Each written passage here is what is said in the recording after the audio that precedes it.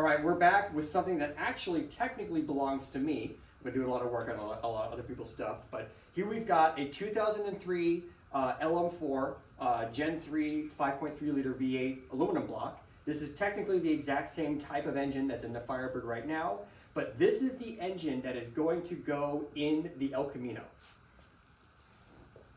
So before it goes in, you know, it's all dirty, it's all set up for the Trailblazer, it's got the weird pan. I've got a ton of parts for it. First thing first, we've got a 302-2 oil pan, an F-body crank pulley. I'm gonna be converting it to full F-body accessories. LS6 valley pan, which has the PCV system inside and still retains the knock sensors. Another set of Granatelli valve covers to delete the brackets, some gaskets and stuff like that, a cut down windage tray. For the intake manifold, I'm going to be running the Holley dual plane.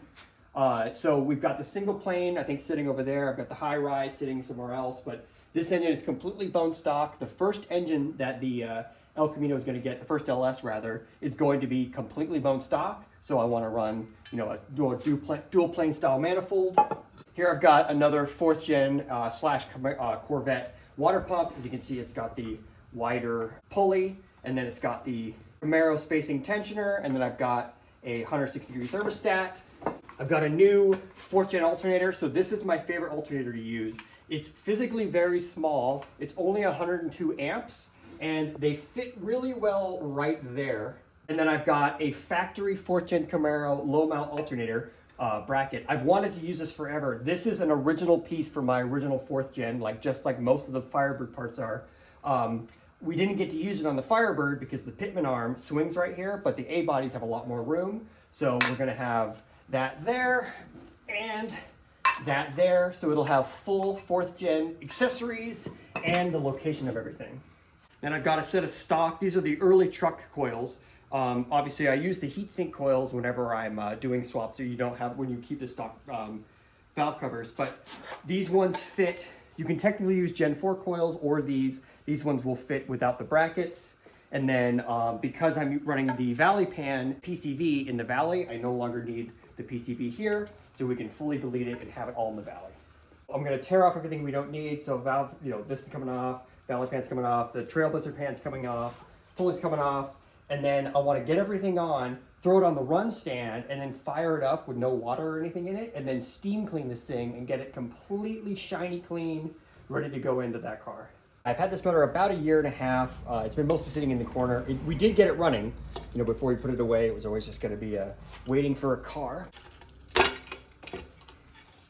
This knock sensor, that one looks good. That one looks kind of rough, so I might put a different one in. Obviously the Carburetor is not gonna use a knock sensor, but I'm probably gonna put them back in anyway, because I don't plan on keeping this motor in the El Camino for very long. It'll probably come right back out, so I can build, you know, some other thing for it. Yeah, it looks pretty good inside. I think I've already been in here. So yeah, pretty clean inside, kind of charred, but not too bad. Whenever I store engines, I never clean them. Obviously this is aluminum, so it's not really gonna rust. I guess it can oxidize. We got a little bit cleaned up on these faces, got this cleaned up, got the valve covers on, we put the valley pan on. It's much easier to put this on, you know, with an engine that's out of a car. The last time I did this was in our C5, and that's a lot of, like, you know, whatever. And then also I have to make sure to not break the knock sensors and not break the knock sensor harness, because that's a big bummer if you do. But it's cool how this comes with fully installed with the gasket and the bigger bolts. Those guys are on. Now I flipped it over. I'm gonna get the pan off. Obviously you can see it's the really wonky looking Trailblazer pan. Someone did message me, or I think they commented on a live stream or something. They were looking for these pans. Well, now that as soon as I take this one off, I have 3 of them, and they're all now going to be off engine. So if anybody's looking for these, they're kind of uncommon because they only come on V8 Trailblazers. But yeah, I've got 3. If you want them, hit me up and I will see if I can get them to you. They're taking up space. And I realized too, as I was bolting this off, this thing's actually already been off before. So what we would do is we would go to the yard, get a motor, and then we'd pull the pan, check out underneath the pan, put it back on, you know, hope it didn't leak, and then fire it up. But so yeah, this pan's already been off. So it's off easy. Let me throw this away. Front oil pickup off. All right, so we got the windage tray unbolted. And here I've got, this is another truck one. This one I cut down, I don't even know how long ago I cut this one down, but yeah, I could have cut it a little bit more. But so this is the same pan. You can obviously, you can get the 302, no, you can get the stock F-body pan, which I have one of those sitting around here somewhere. And then you'll get that windage tray, or just cut down the truck one and get rid of this. So here I've got the 302-2 oil pickup, about to bolt it in, but I figured this is a really good time to show what the stock F-body, you know, the 98-02 LS1 cars, what their pickup looks like. So obviously you can use the, if you happen to have an LS1 F-body windage tray, you can use that. But obviously, so the pan is a little bit different. I've got one sitting back there, but the pickups are in fact different. So you do have to use this pickup. As you can see here, it's more of a mid sump, and then this is rotated, but they're very similar, they're very close, but not quite the same. This is basically like where a truck one goes, but just, you know, squished down. About ready to put the pan on. There was something I was gonna do off camera, but I totally forgot. So I guess I'll just rack this all together and then deal with it later. So the 03 and 04 LM4s have no drill, like the boss of where the dipstick goes for all the other applications is completely blocked off. You have to drill through it, and this is very hard aluminum. It takes a long time to get through with a really fancy bit. So you can see here, so on the Trailblazer, the dipstick is all the way at the front here, and it's also this way, I think, for the GTO, but the GTO didn't come out until, I guess that was 04, and maybe they would have remedied it. So 03 and 04, like I said, that's blocked off. Then for 05, so this is an LH6, I've showed this on the channel before. This is an 05, this is what replaced the LM4. Starting in 05, even though this originally had a Trailblazer pen and everything, it does have the hole drilled out, it just has a factory plug. So 03 and 04, you have to drill it out yourself, which is obviously nerve-wracking, drilling into your fancy aluminum block. 05, 06, you can just pop it out. I think because of that, I think all GTOs in 05, I think they all had the, oh no, I guess in 04. In 04, I think all the GTOs had the plug. I don't know, I don't have an 04 GTO. Someone has one, maybe they can chime in, or they probably won't, because why would they swap it? But yeah, so what I'm gonna do is I'm gonna just put the pan on full of oil, just know how much oil's in it, and then off camera, I'll pull the pan off and drill it out again. Pan is on. Yeah, everything's getting, my hands keep getting dirty. I'm trying to keep the clean parts clean, but I'm gonna wash my hands, flip it back over, and then I think it's time for the manifold. Time for the dual plane. So that's gonna go on right there. You can see I like how you can run the PCV vacuum. So you run just full vacuum to this guy. The port's back here, but on the other manifolds they're in the front, and also I think on the carb there's a port there. So I'll see where I run the port for it, but those synergize very well. And then as far as the carb, this is my normal like run stand setup. I've got the QFT. This QFT will go on the El Camino when it, you know, deserves a carburetor of this, you know, aggressiveness. It's got a 670 Holley street Avenger on it now. That is what is going to go on it with this engine. So it'll keep its carburetor that's currently on the small block. And then I'm just going to pull this carb off and then run it for the test stand. But basically, so the thought is, you know, once I get, you know, this motor will go in the El Camino, then I'll start playing around with other engines. Like put the red motor in the Firebird, blah, blah, blah. I want to build another engine for the El Camino and then basically make it deserve this carburetor, and then use my 670 Street Avenger, which is a vacuum secondary, use that as the new run stand carburetor. Because this is, you know, kind of an extreme. This is like a $900 carburetor, pretty race carb, you know, for just, you know, stock junkyard engines. But, you know, like I said, when I get that carb back, that's when this will, they'll be in the right places. Manifold's on. I think the next thing I want to do, I want to pull the truck crank pulley off and get the car one on, or maybe just get it off so I can clean around it. Got the flywheel locked back in here with the ICT billet flywheel locker in. And I just got to use my Evertough 67005 pressure puller and yank this off. So here's the one I just pulled off. Here's the new one. You can see they're pretty similar. I think I forget the exact measurement, but yeah, it brings it about like one belt length inboard. And then I found this out the last time I swapped these. The F-body pulley is actually a tiny bit smaller in diameter. So let me get my press tool, and then I'll get this guy on. So pulley's on, and then I started to mock up my beloved low mount alternator. So I'm gonna get this in. We're gonna pull it right back off because I don't want to clean it with the this alternator in.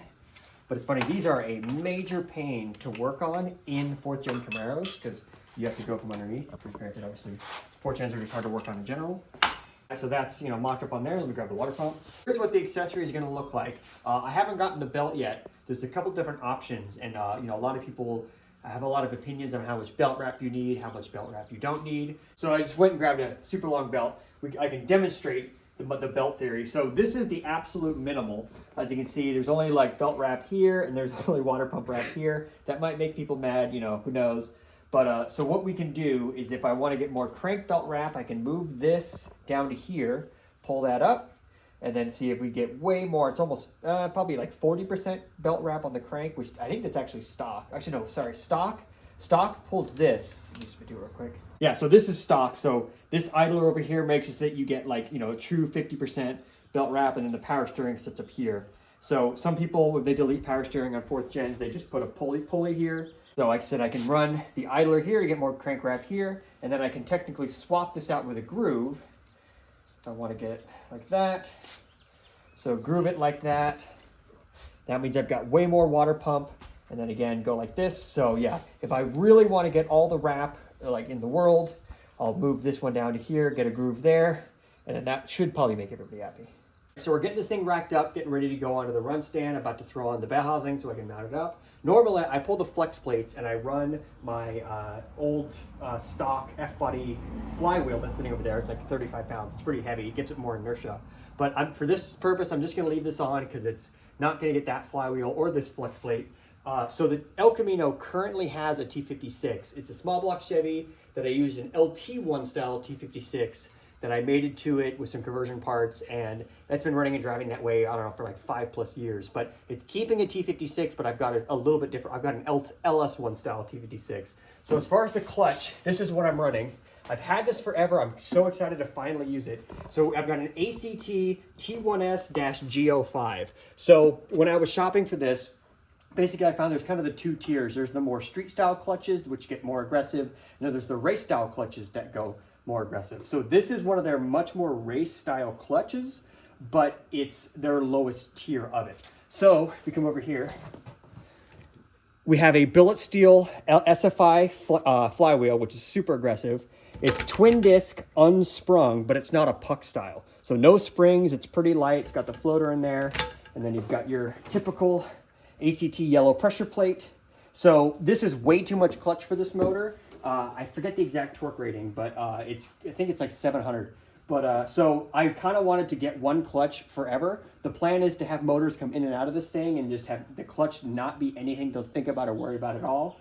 And then I can just basically do rev limiter clutch dumps all day long, and then break output shafts, break, you know, U-joints, but the clutch itself is good. So I'm not going to set this up yet. Once I get this on here running and cleaned, then we'll pull it back out. But yeah, you'll see this get installed when this motor is ready to go in the El Camino. All right, I think we're all wired up, all plugged in. We got plug wires, we got all the battery. Let me see, make sure it cranks. Okay, so we got crankage. So obviously the run stand still isn't done. I still want to actually like make a harness for this thing. Yeah, we got gauges. So here's actually, these are some new vintage USA gauges. These are gonna go in the Firebird pretty here soon. But yeah, I want to get a full gauge set of this. When I rewire that car, I'm gonna take all the excess of the harness and then basically make a, you know, basically an engine harness for this thing, run it all down, have it all wrapped, and then make it so that we can yank and put engines back, and then all the wiring stays here. There was a couple of videos where I was firing up engines. I guess it was just the one. I fired up the engine on the ground here with the trans on the back. I robbed a bunch of parts off of this thing, so I don't really want to rob parts off of my run stand and stuff like that. And then also we got the new big mufflers on there now. So these are Lexus GS 300 460 mufflers. They're really big and they're very quiet. So really interested to hear what they sound like. I never really liked the sound of my my big Flowmaster 40, the 3-inch ones, and I was finding on stock engines, they really weren't even that much quieter. When you revved it up, obviously it was quiet, but at the idle was still pretty loud. The last thing that needs to be done with this thing is the fuel system. So I did put a little fuel pressure gauge here, and then I went out and I got, I think this is a 1.5 or 2.5, yeah, like 2.5 fuel pressure, or fuel pump rather. I will mount this at some point, get some sort of a pump. I need way more hose. But I'm not going to finish that today. I want to get a tank. The problem is that I need to buy a fuel tank that's only like a gallon, which is just as much as a full-size fuel tank. So I'll figure that out. And like I said, I want to get the wiring, the fuel system. I have tested this. This does work, but like I said, I need longer. So I'll probably just go back to Gravity. I'm not really planning on running this thing for very long because obviously we don't have the cooling system. It's mostly just to test it and to get it warm. But here, let's go ahead and I'll throw some fuel in it and I'll see if it fires off. I still don't have the fuel system, the Gravity feed set up yet, but I filled the bowls. And we're getting squirt action, so let's see. I think this ignition off. Ignition on.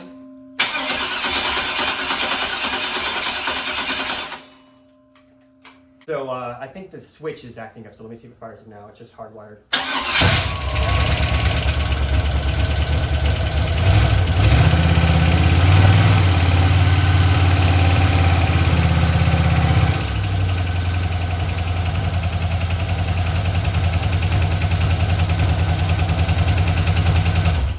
right, got some sort of a gravity feed fuel. I don't really want to run it too long, but let's see, fire it up again.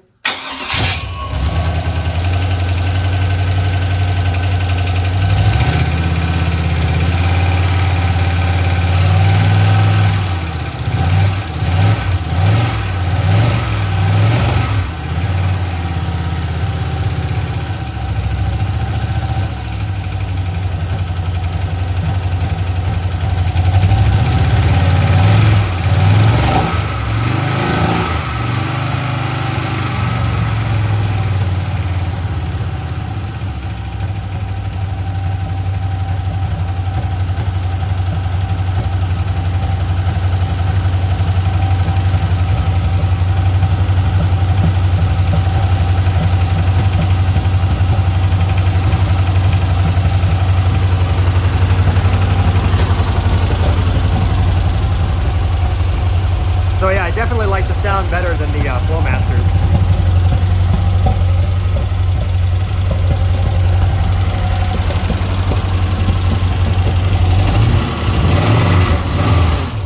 I was about to run out of gas. There it goes, out of gas. All right, we have to throw some gas in it. Actually, before we put fuel in it, the whole point of this is, so we got the thing nice and warm, no cooling system. I just totally sprayed the thing down with degreaser and it's all kind of soaking in. So I'm gonna like try to scrub it all, and then we'll hose it down and then fire it back up again, with it wet, and then it'll dry, and then, no rust and no water where we don't want it. So we hose it off. It looks a little bit better, I guess. This face is, I don't know, this thing was super dirty. I'm gonna have to go in and like just manually clean this thing. Maybe I'll spray it again once we fire it up, but we got some fuel in it, got the gravity feed, and then I said I have no starter switch, so it should just run, and I'll let it run out of gas.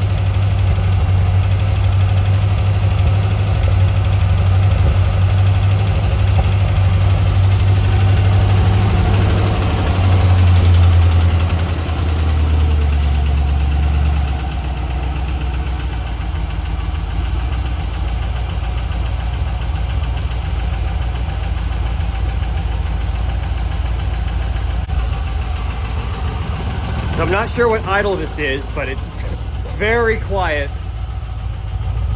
Yeah, you can pretty much hear nothing from back there. But it'll run till it runs out of gas. You can see we got some action in the bowls. There's some heat coming off again. And then it's got a really bad exhaust leak. You can probably hear it, but I don't think that we tightened that one enough. That one's got a broken off stud. That one's got a broken off stud. And then these gaskets, I've used, like every time I've mounted these up, I've used these exact same gaskets. See if he revs, it might choke out. Oh no. Cool. Nice.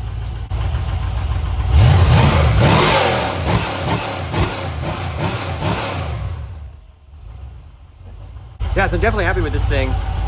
Yeah, hopefully, after I de-rack this, I think the next motor I'm gonna put on here, I'm definitely gonna just fully finish the run stand.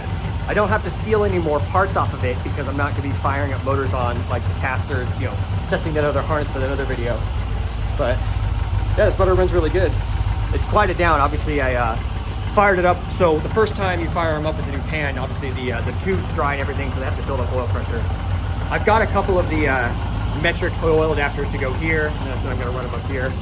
See, we've got, I got a water temperature gauge and an oil pressure gauge, and I want to get a vacuum gauge to tune the carburetor, and then a RPM gauge. So, and then obviously my switch goes here, and then I want to mount this for real, and then get rid of this radiator.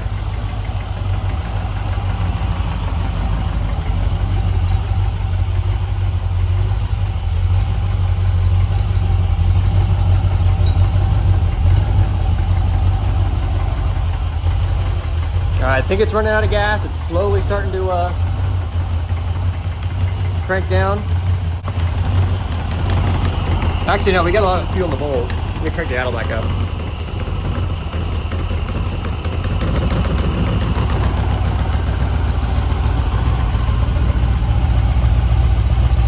Yeah, I really like this tone. It sounds way better than the Flowmaster.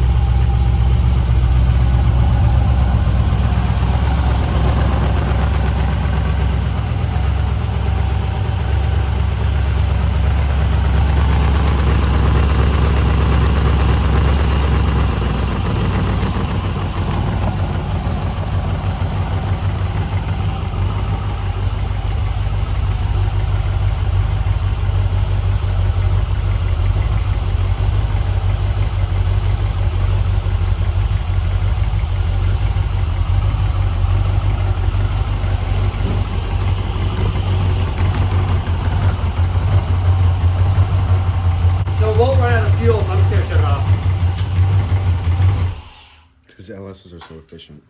Yeah, exactly. And I figure I might as well go over what's in the El Camino right now before we throw the new guy in. So we've got a small block Chevy in here, and then it's got a T56 six-speed manual that is from an LT1. So I've got my other LS1 trans sitting back there that'll go in there with it. This motor, technically the short block has been in here for like 7, 8 years. It was rebuilt, like freshly rebuilt when I got it. So it's technically, the short block is a good wrench. It's a 355 cubic inches. Got the powdered metal rods, I think. We did a set of 8002K blueprint cylinder heads, full roller valve train. It's got an XR 276 HR cam in it. I would guess it makes, 375 horsepower. It's, it's pretty cookie cutter, bread and butter, small block Chevy. Air gap intake manifold, and then this carb is a Holley Street Avenger, so 4150. It works really good on this engine, and this is what is going to go. We're just going to take this off, put it on the side, and then put the LS in and throw it in here. So yeah, this motor's been here for a really long time. It's been perfect.